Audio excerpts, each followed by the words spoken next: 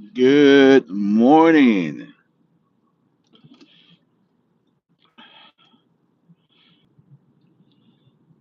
The reason is I've been like very, very, very busy. A lot of projects that I've been working on. And when the kids are on break, I like to take a break to dedicate time to my family. Um, I've been also, I also been traveling a lot. Um, we went to this new candle place, which I'm excited for my wife because she is the first one chosen to be a retailer for them. 7 Star Candle Co. Now, I also took a big vacation, which was fun. We rented an RV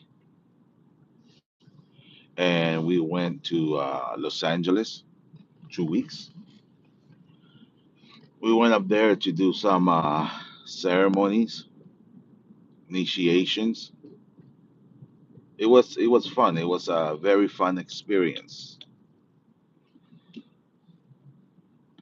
Different. Never in my life have I driven an RV.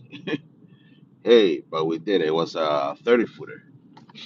And we had the dogs there, we had the kids, and we stopped in different places on the way up there. We were in New Mexico, Arizona, some parts of California. And it was crazy because I actually drove that in Glendale in a busy city. My nerves were like just all over the place, but we did it, right? But I've been very, very busy, guys. Today's video is gonna be about Miticaticua Santa Muerte. I said I wasn't gonna talk about this anymore, and but I feel that is very important because there's a lot of confusion. Now, I want to start by saying that I'm not trying to tell you guys what to do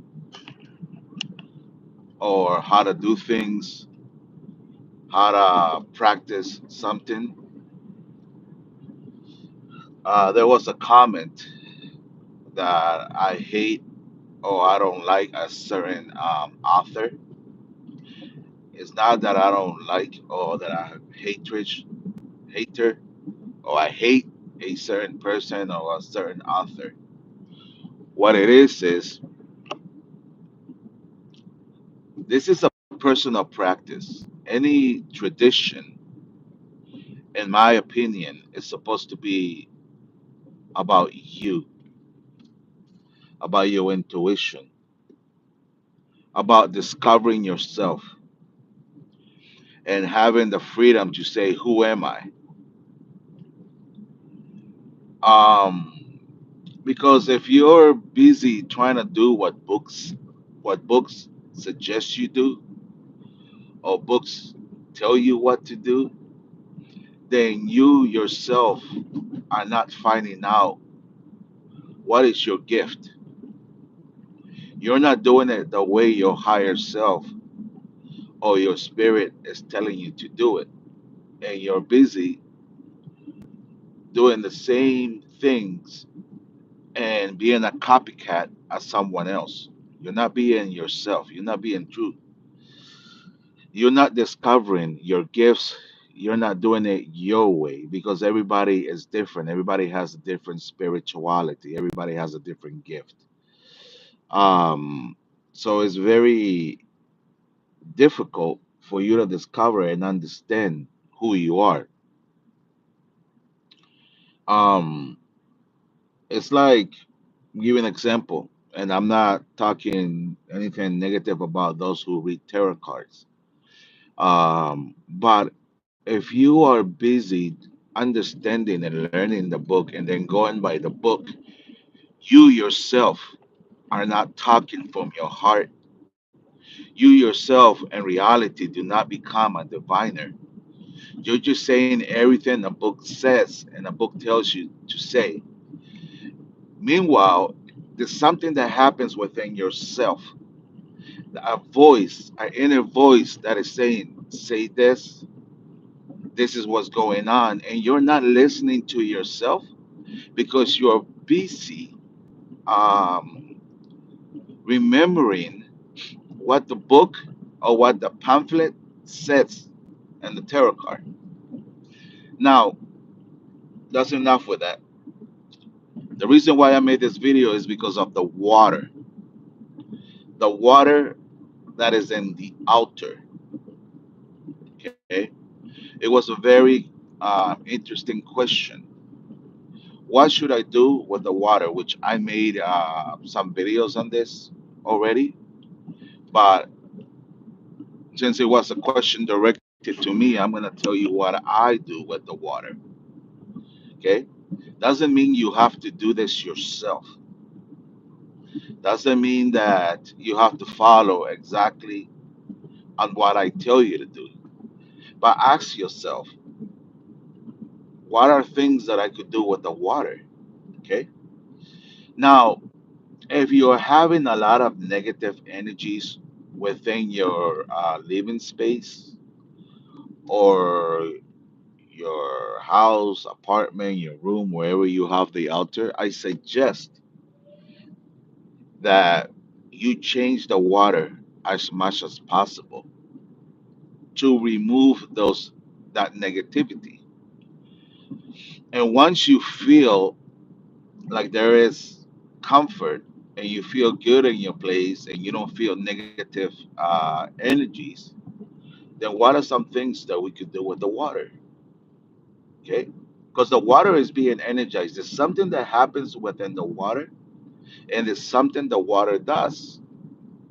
Okay, and that is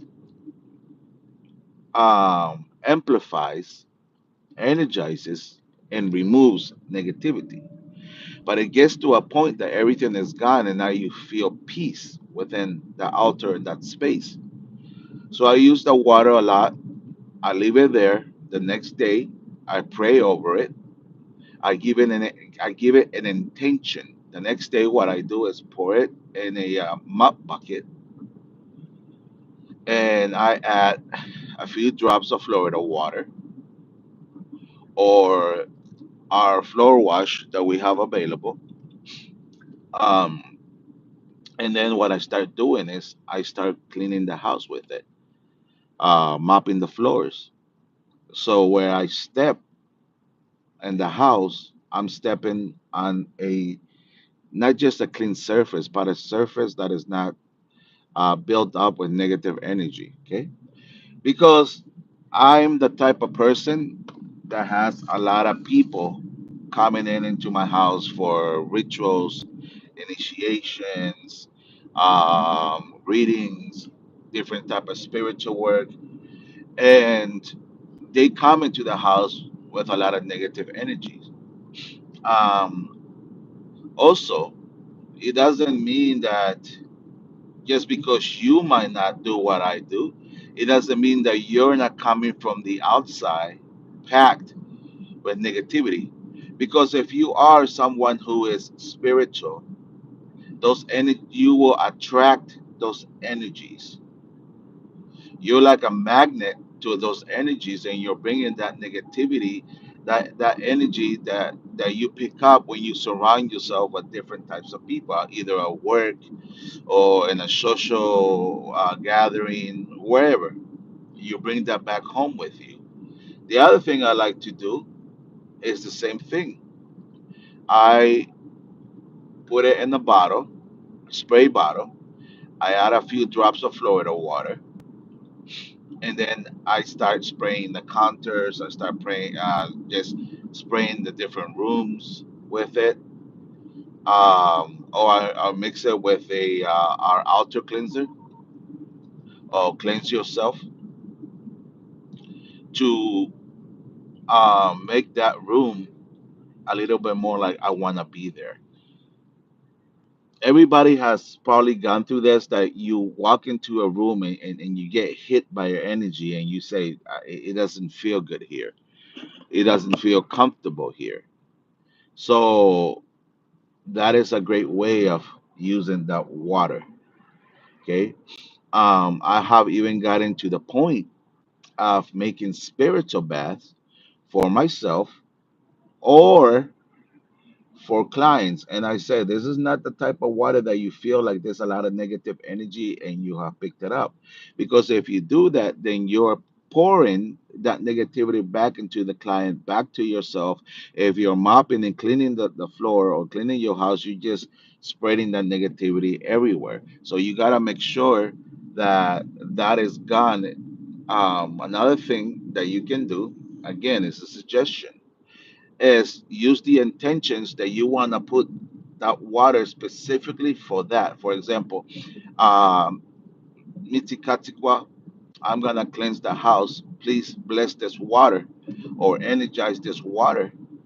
And you've given it an intention already, and she knows that she's not going to be, the water is not going to be picking up negative energy, but instead, the altar is going to bless the water. And now you can use it for that. Okay. I've gotten to the point that when my pets feel out of it, or I notice that they're a little bit sick, I actually give my pets spiritual baths as well with that water. I've gotten bottles of water, the drinking type of water, and I put it in the altar. I pray over it. I ask the spirit to energize it, to bless it, and then what I do after that is I drink the water, because water holds memory. I could go and make many videos on the wonderful things the water can do. Okay, but this is a quick video. I could wash the fruits. I could wash the vegetables. I could also go to the altar, dip my fingers in the water, or grab a little bit of the water and wash my head when I feel like my head is all over the place, when I feel that I'm stressed out. Of course, I always add a few drops of Florida water, or I add the cleanse yourself, a few drops of that into the water. Uh, and then what happens is after that is like I feel like a huge blockage is removed from my head because of the everyday stress. Okay. As many of you know, I do a lot of driving, delivering medical stuff. So I'm always in and out of clinics, hospitals, and there's a lot of sick people there. Um, so when I get home, I go into the altar and I cleanse myself. Now, the other thing is this: the altar is very important. If you are a serious practitioner, you have an understanding that you have a backup. Let's just use the word saint so you understand. Uh, you have a backup saint, because you cannot just have the altar, because when we go to spiritual war, you need to have a backup to defend yourself as well. And this is a little bit more advanced. A lot of you guys just have Santa Muerte there. You pray to her, you burn candles, which is fine. Okay. Now let's talk about the traditional way, when we are actually her, working her for yourself. And when I mean working her, is doing spiritual work, like road openings, getting rid of enemies, whatever the case may be for you. um, that is different. Okay, because I could use that water that is full of negativity and send it, direct the energy towards someone. Now, I don't want to be speaking about negativity here, okay? But I say spiritual worker that works with many clients. It's you have to know those things, okay? And there's a lot of things that your own spirit and her spirit will guide you to do. And that's why I said it's very important that you listen, that you listen to your higher self, you listen to yourself. Because if you're like, well, what does the book say? Well, the book is not going to tell you exactly that. The book is not going to tell you those secrets. The only one that's going to tell you those secrets are the spirits. Give me a second here. Are the spirits are the ones that are going to tell you those secrets. Well, do this, do that. But we don't listen. We are too busy listening to what the spiritual alchemist said. We're too busy listening to what this YouTuber says. We're too busy listening to what a book says. And you're not listening to yourself. What does your spirit tell you? What does she tell you? That's who we have to listen to. Okay? So it's not that I'm against books. I've done book reviews and I think books are good to start getting an understanding, but then you have to let go of that and start getting an understanding from yourself. Okay. Now, if you are traditional, okay, I'm not talking about, when I say traditional, it's not this new practice. I have nothing against it. I said many times, right? Because at the end of the day, who am I to go against your faith and what you believe in? But if you're traditional, it's very important that you also surround yourself and start learning how to work with your nahuales, the different spirits that also accompany you in this tradition. That is, if you are a Aztec practitioner, the Aztec way, Mayan, or like me, Nahual Pipil, Nahual Pipil Lenca. Okay, that's my indigenous background. Because those Nahuales or those spirits that accompany you will also aid and help you a lot. One thing is to have, for example, that I know many of you guys have out there, you have Santa Muerte, and next to her, you might have Saint Jude, San Juda, or you have Marberbe. Okay, that is what I call New Age, or when we use the Catholic saints. The traditional way is we have Nahual or Nahuales that accompany. Okay, Nahuales is something that in my country, and this is where the confusion is, okay? Because everybody knows that I practice palo, okay? But they don't know that in my country, we also call the Mayan practitioner or the Mayan high priest, we call them tatas. And that's why I just name myself as tata because it goes in both ways. It goes accordingly to the Mayan tradition of Central America, the high priest, and also through the palo. And you don't have to believe me. You have smartphones, you have Google, Google it, and you'll see it. Because I already know, oh my God, he's calling himself a Tata. Well, that's the title that is given to us. And our tradition as well with Mitzicatzicua or Santa Muerte. The high priest is called a Tata. Um, or the person who works with her. So going back, there's many things you can do with the water, because it's the intentions that you put it in the water. So that meaning too, if I put a whole bunch of water in her altar, I'm also refreshing the spirit. I'm refreshing my ancestors, but I also have to give the water an intention. I place you here to remove all the negative energies. I place you here to bless this house. I Because we could do road openings just with water.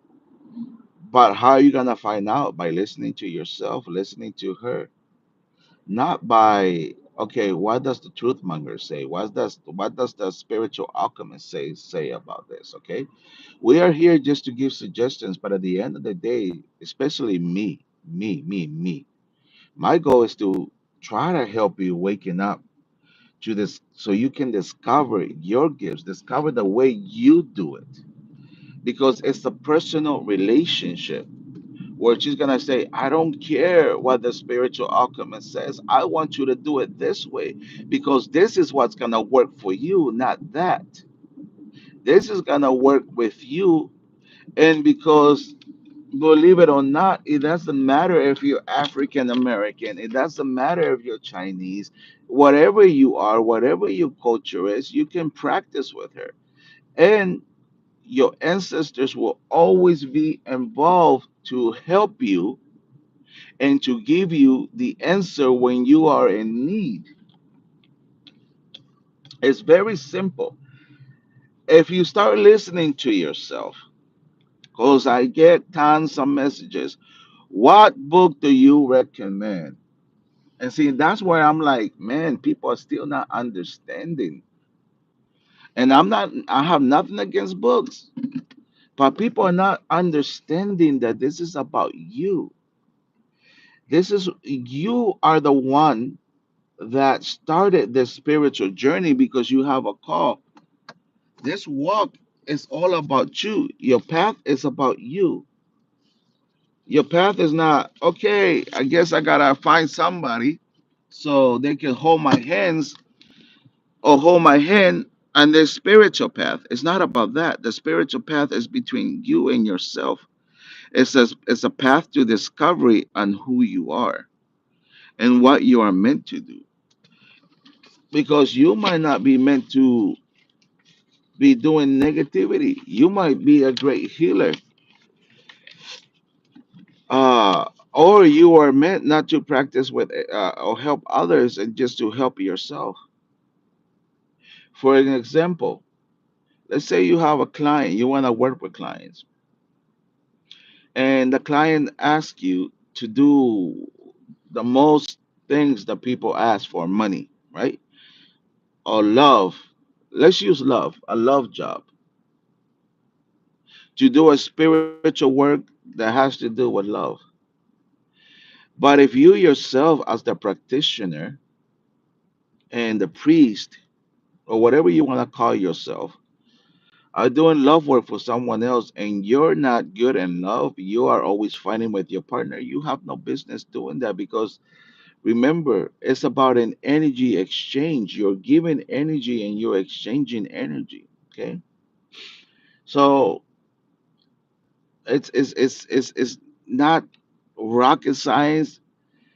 It becomes very easy when you start paying attention to yourself and when you start listening to yourself, it becomes very easy.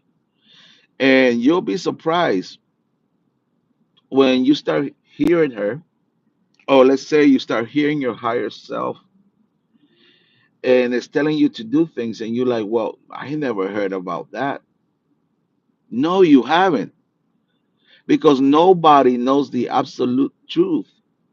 Remember, a lot of these things that we understand are other people's way of doing things, other people's thoughts on man-made thoughts, man-made rules.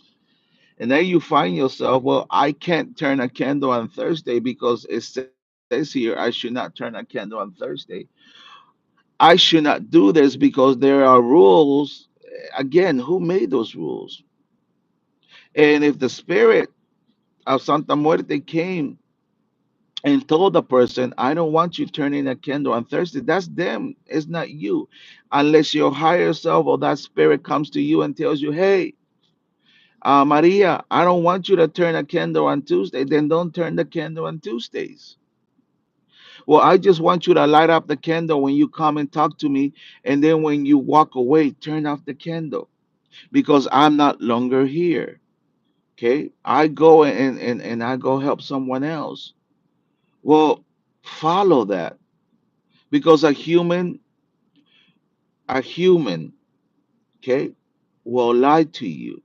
A human will take something and use it as power to take advantage. But anyways, guys, that's all I want to say on today's video. I don't want to take your time. 25 minutes is enough. I'm gonna try to find time to do more videos, probably about this time. Um, but everybody knows I'm doing more of the Apollo videos. I'll try to make a few videos out there because of the request. But again, don't listen to me. Listen to yourself. Listen to their inner voice.